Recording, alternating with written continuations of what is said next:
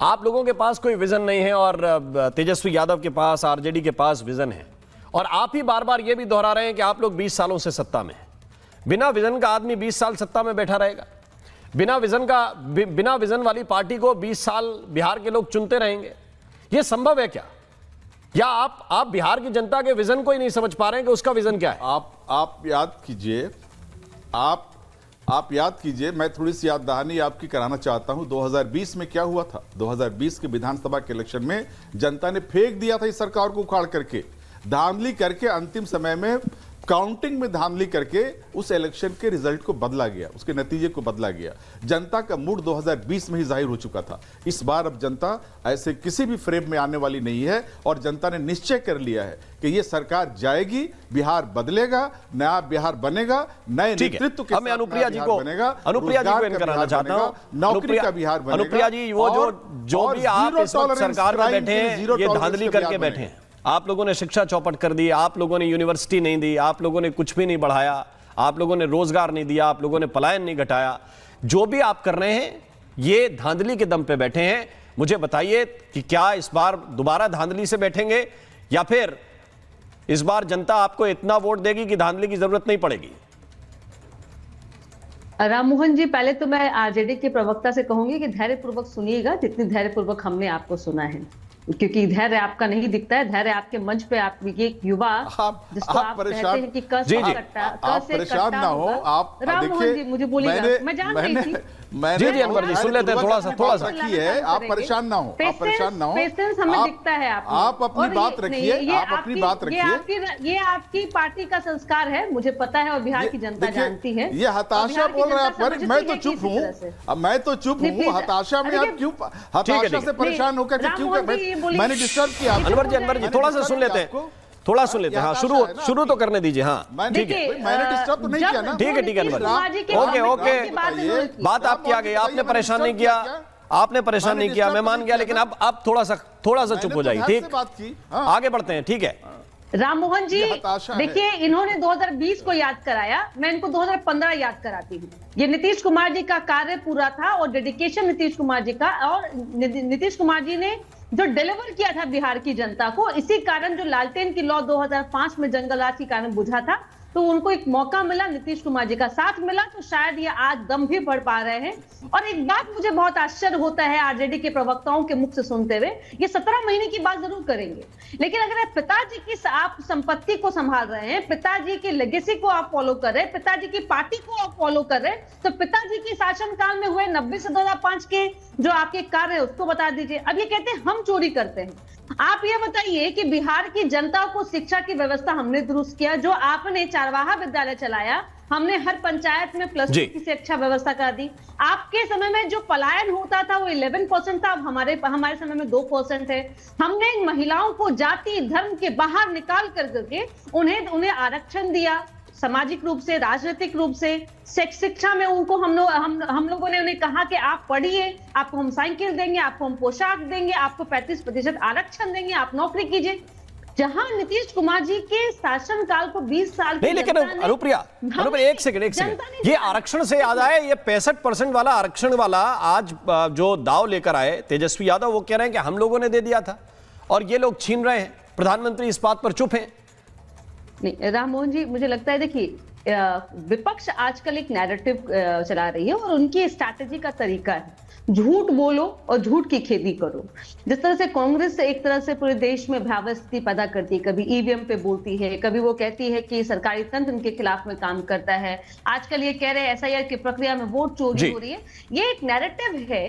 बिहार की जनता ने जो 65% की बात है, ये नीतीश कुमार जी का कमिटमेंट था। उन्होंने कहा कि जाति आधारित गणना हम कराएंगे, और करने के बाद जो आंकड़ा हमारे सामने था, हमने उस आधार पे देखा कि बिहार के विकास के मुख्यधारा से आजादी कितने वर्षों के बाद भी जुड़ नहीं पाए, उनको 35% हम आरक्षण देके उनको आगे बढ़ाएंगे। लेकिन यह मामला सुप्रीम कोर्ट के अधीन है, इसलिए यह अभी लागू नहीं हो पाया। जैसा कि हम अभी वहां पे एक सरकार के रूप में हम अपने वक्तव्य को रख रहे हैं, हम उम्मीद करते हैं कि सुप्रीम कोर्ट हमारे तरफ में फैसला देगा और हम उन लोगों को भी विकास के मुख्यधारा से जुड़ पाएंगे।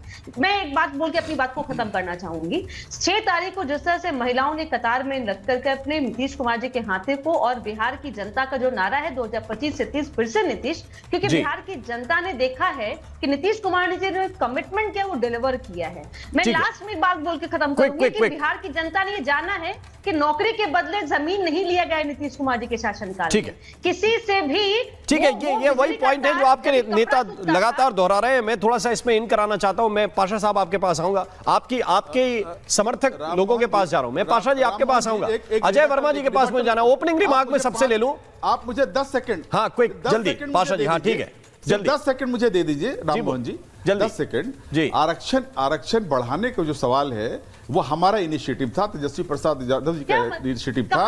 20 वर्षों से नीतीश कुमार जी शासन में रहे, कभी उनको जातीय जनगणना की याद नहीं आई, कभी उनको आरक्षण की सीमा बढ़ाने की याद नहीं आई। क्यों नहीं बढ़ाया आपने? 20 वर्षों तक आपने नहीं बढ़ाया। हमने 17 महीने की सरकार में इनिशिएटिव लेकर के जनगणना भी करवाया, जातीय जनगणना करवाया, और हमने बढ़ाया, और हमने कहा और असेंबली में पास करके हमने भेजा, केंद्र सरकार को भेजा कि नवीं शेड्यूल में दाखिल किया जाए। क्यों नहीं नवीं शेड्यूल में दाखिल किया? आप तो सत्ता में बैठी हुई है ना, आप तो सत्ता में है ना, आप केंद्र की सत्ता में है, आपको शर्म आती है मोदी जी से कहने में कि मोदी जी इसको नवीं शेड्यूल में डालिए, इसको नई शेड्यूल में डालिए। ये कहने में आपको शर्म आती है क्या? इतनी हिम्मत नहीं है कि मोदी जी के सामने आप मुंह खोल सकें और ये कह सकें कि इसको नवीं शेड्यूल में दाखिल किया जाए? क्यों नवीं शेड्यूल में नहीं डाला गया?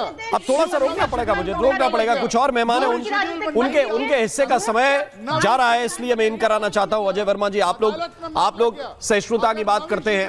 आप लोग अभी अनवर पाशा जी कह रहे थे कि इन लोगों ने चुनाव को हिंदू मुसलमान कर दिया।